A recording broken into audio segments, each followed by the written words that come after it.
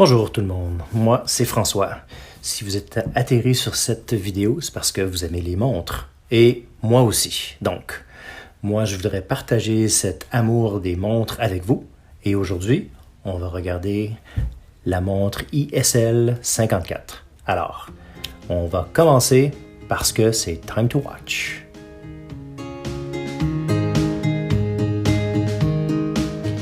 Donc, cette montre Highlander, c'est quelle sorte de montre?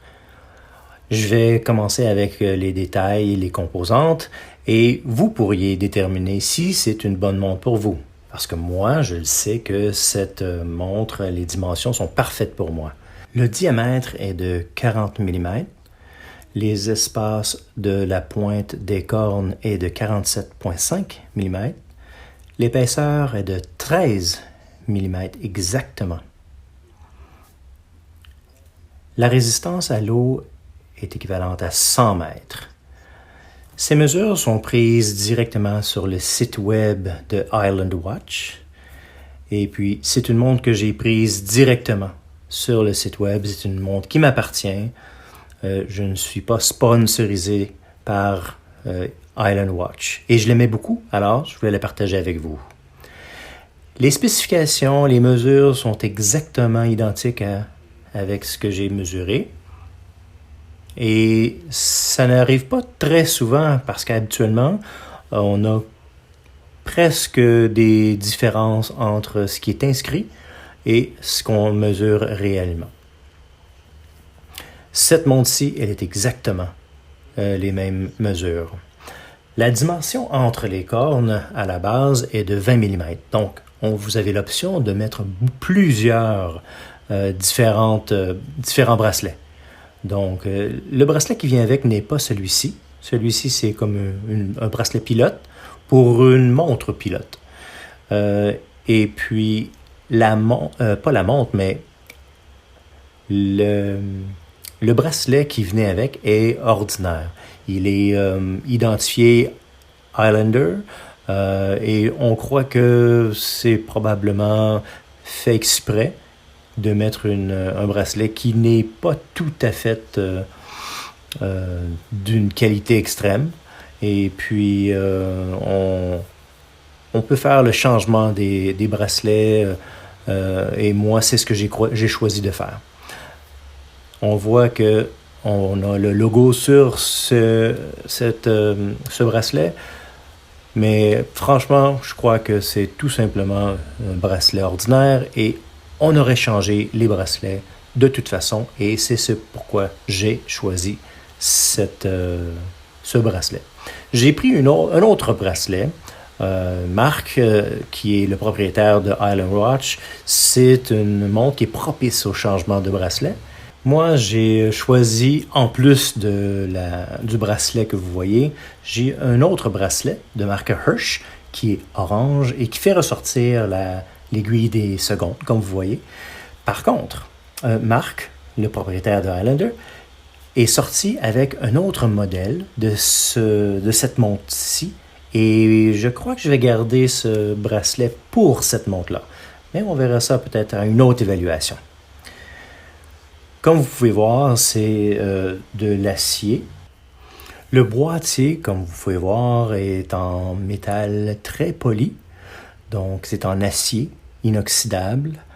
Et sur le côté, vous voyez que c'est très poli, ainsi que la lunette. Le côté de la lunette elle-même, la lunette qui est fixe et qui est brossée d'une certaine façon. Et puis, il y a une différence entre le contraste entre les deux joue très bien avec la lumière. Sur le dessus, vous voyez un cristal de saphir et vous voyez une certaine distorsion. Cette distorsion-là est agréable. C'est comme si c'était pour se rappeler des anciennes montres qui avaient un boîtier en acrylique qui avait une grosse distorsion, des vieilles montres du temps. Et puis c'est un petit clin d'œil à cette ère de ces montres. À l'arrière, vous voyez aussi que c'est un saphir, le fond de boîtier, et il met en évidence le mouvement interne.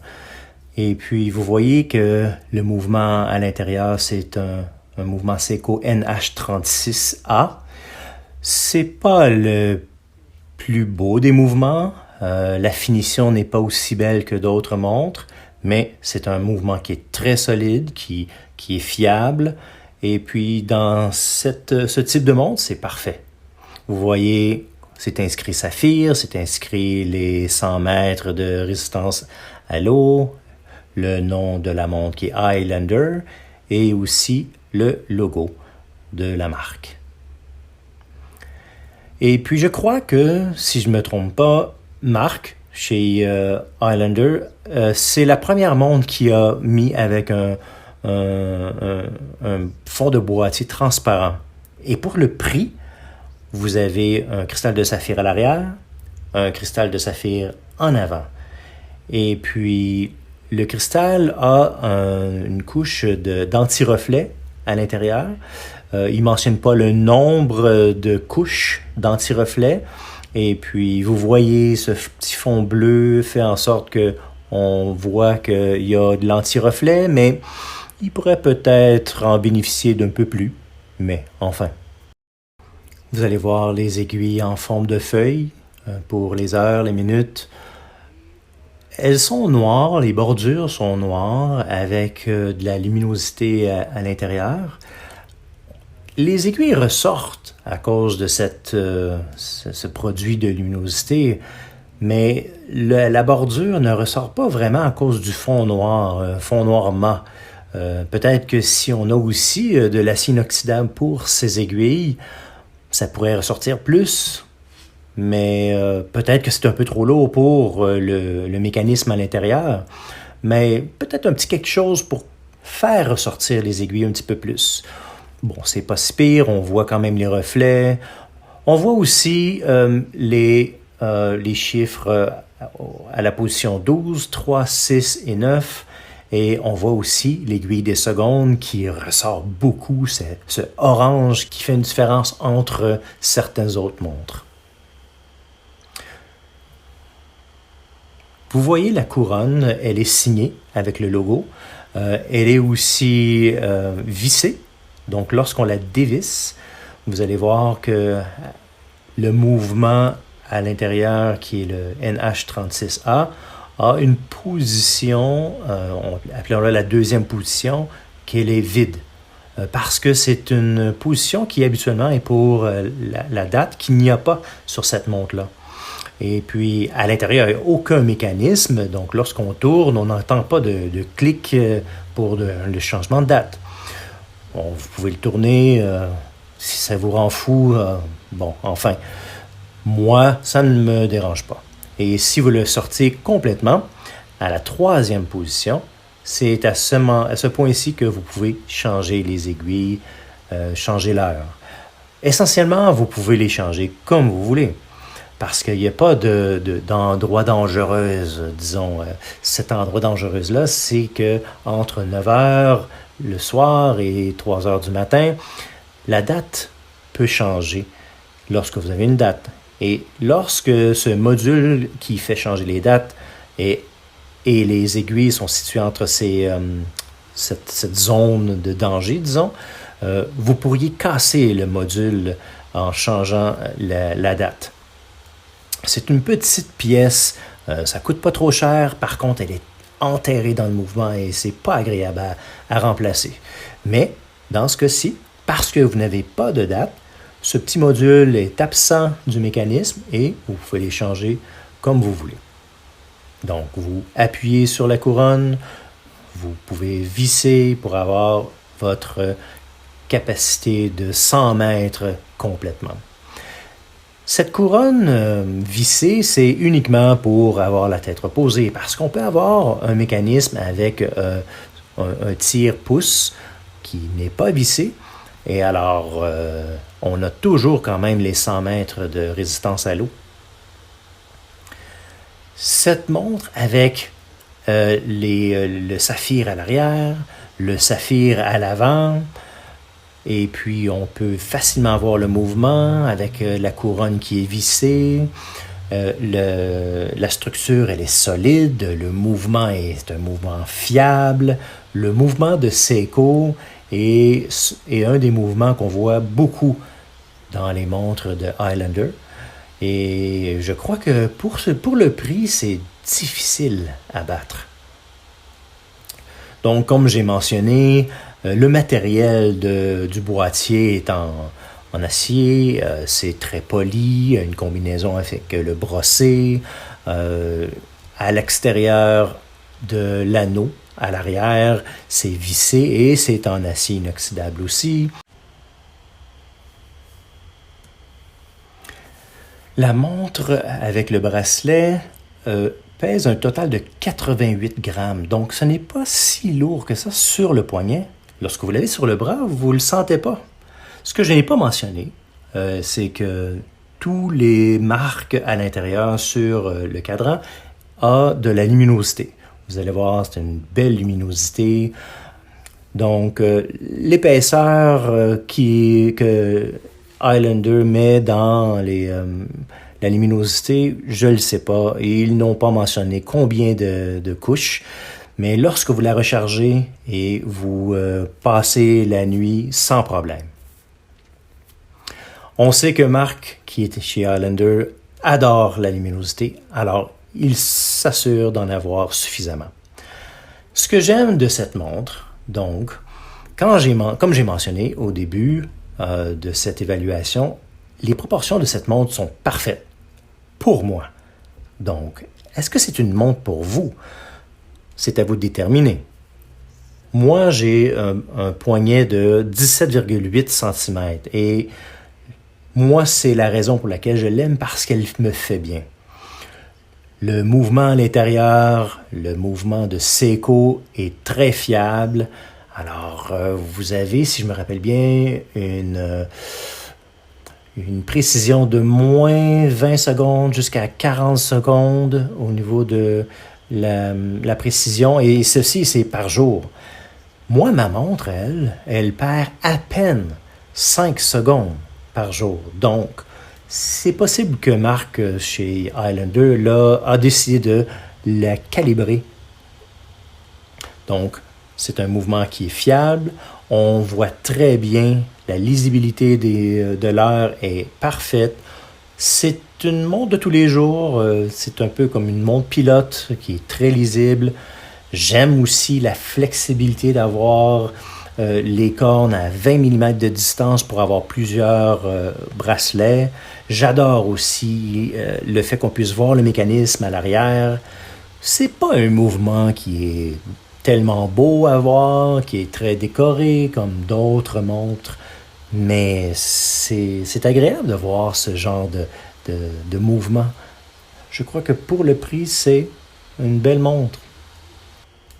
Maintenant, j'aimerais vous parler de certains points que je voudrais mentionner qui pourraient être améliorés, disons. C'est pas que j'aime pas la montre, c'est peut-être moi qui fais mon difficile. Mais il y en a qui diraient que le bracelet initial est très ordinaire, ça pourrait être un point négatif. Vous comprenez? Mais, tel que je l'ai mentionné, moi, j'aurais ajouté d'autres bracelets de toute façon. J'aime changer les bracelets, ça change le look de la montre, et puis je crois que c'est bien correct, parce que même si on décidé de faire ça, c'est un fait, une réalité. Il y en a qui seraient aussi peut-être dérangés par le fait qu'il n'y a pas de date, mais qu'il y a une position sur la couronne pour la date. Ça tourne sans rien faire. Mais moi, j'ajuste ma montre et puis tant et si longtemps qu'elle est sur mon poignet, avec l'effet de balancier qui remonte la montre, moi je suis OK. Il y en a qui diraient que le fait qu'il y a un petit dôme sur le cristal de saphir du dessus pourrait faire en sorte qu'on l'accroche, qu'on puisse peut-être l'égratigner. On sait que le saphir, c'est très solide, ça résiste beaucoup aux égratignures. On pourrait peut-être la cogner Bon, c'est peut-être pas nécessairement solide pour la cogner, mais c'est très mineur comme effet de dôme. C'est juste assez pour donner cette distorsion que je trouve très agréable, qui ressemble aux vieilles montres du temps. Je vais vous montrer la montre sur mon poignet de 17,8 cm. Je vous rappelle, c'est 40 mm de diamètre. En parlant de montrer mon poignet, voici la montre que je vais évaluer dans les prochains jours. Cette montre, c'est Phoibus, c'est une montre Phoibus de modèle Apollo. Cette montre-ci, je vous rappelle, c'est une montre que j'ai achetée, qui m'appartient. Et puis, je la porte depuis les 2 dernières semaines. Et puis, je vais l'évaluer bientôt. Alors, regardez pour cette évaluation. Alors, la voici, cette montre sur mon bras, sur mon poignet. Vous voyez que les cornes qui ne retombent pas vers le bas, ils ne courbent pas vers le bas tant que ça, mais elles ne sont pas trop larges, alors c'est parfait pour mon poignet. Et puis peut-être que certains poignets plus petits, ce serait moins approprié. Moi, je la porte plus près de mon poignet, alors c'est juste une question de style. Et puis, j'aime le look, j'aime comment je la ressens. On sent aussi des fois que la couronne peut nous rentrer dans le poignet, mais franchement, moi, j'ai aucun problème avec ça. En parlant de la couronne, justement, c'est peut-être un point négatif pour certaines personnes parce que ils trouvent que la couronne ressort un petit peu plus, où il y a des montres de plongée où on voit la couronne à la position des 4 heures. Et puis, je crois que Marc, chez Highlander, il sait ça parce que ça, c'est un modèle, un nouveau modèle qui a sorti récemment. En fait, c'est un de ses employés, il s'appelle Ryan, et puis il a développé un nouveau modèle pour la couronne. Il y a encore la signature avec le logo, mais vous allez voir qu'elle est un petit peu plus aplatie. Je vais essayer de comparer avec l'autre montre. Et où vous allez constater aussi qu'il y a comme un petit espace, juste assez pour qu'on puisse l'agripper plus facilement et la manipuler un petit peu plus facilement aussi. C'est comme une petite tarte au bout de vos doigts. C'est très facile à dévisser et à manipuler. Et donc, Ryan, chez Highlander, a fait un beau travail. C'est une montre que je vais évaluer avec un beau cadran. Vous allez voir que ça va venir bientôt. Alors, celle-ci, c'est une montre de tous les jours. L'autre montre que je viens de vous montrer, c'est plus une montre de plongée. Moi, j'apprécie beaucoup ce design. Et puis, j'espère que vous aussi, vous appréciez ce genre d'évaluation de montre. Appuyez sur le like pour démontrer votre intérêt. Et puis, vous allez voir que bientôt, je vais évaluer cette montre Phoibus, la Apollo, avec le cadran texturé. Ça va sortir très bientôt. J'espère que vous allez aimer. Et puis, merci encore. J'apprécie que vous ayez pris le temps de regarder. Et c'est time to watch.